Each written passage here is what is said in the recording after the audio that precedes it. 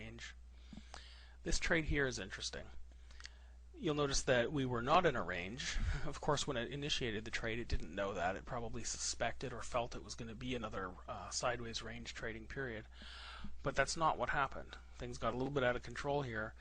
And interestingly, that corresponds with our losing trade right down here. Over here, we have our next set of trades, 3 trades that day. Again, in a range, all successful trades. Up here, mostly in a sideways range, all successful trades again. So this just shows that Fap Turbo in scalping mode works tremendously well. 11 of our last 12 trades were successful trades. They were small profit trades, but that's what scalping is designed to do. Again, it gets you in and out of a trade quickly for a low amount of risk. It keeps your equity curve growing on a fairly steady, fairly smooth pace. That way you're not watching your account balance gyrate up and down like a roller coaster, which can be extremely nerve-wracking. This is a nice smooth curve you're going to see.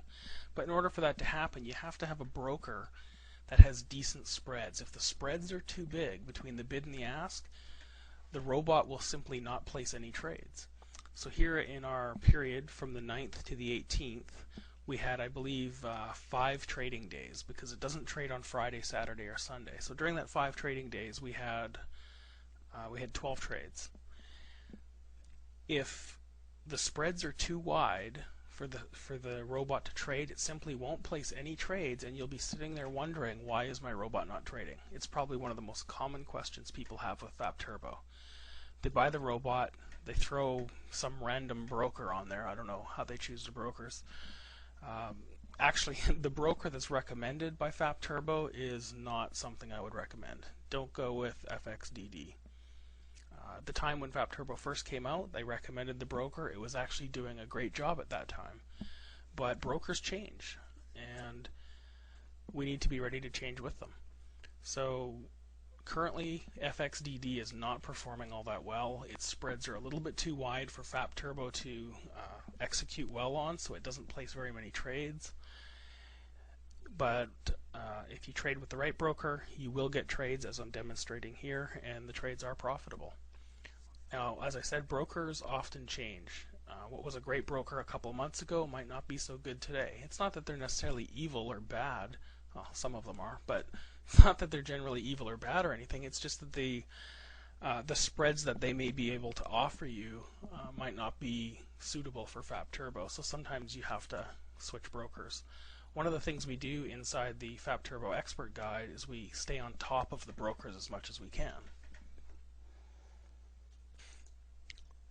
And to do that, what I have is I have a number of accounts set up at a number of different brokers where I monitor the spreads from those brokers. Now, of course, I can't be set up at all 140 brokers that might offer MetaTrader platform functionality, but I'm set up at a number of brokers, and it allows me to keep track of what sort of spreads the different brokers are offering, and I can report that back to members of the Fap Turbo Expert Guide.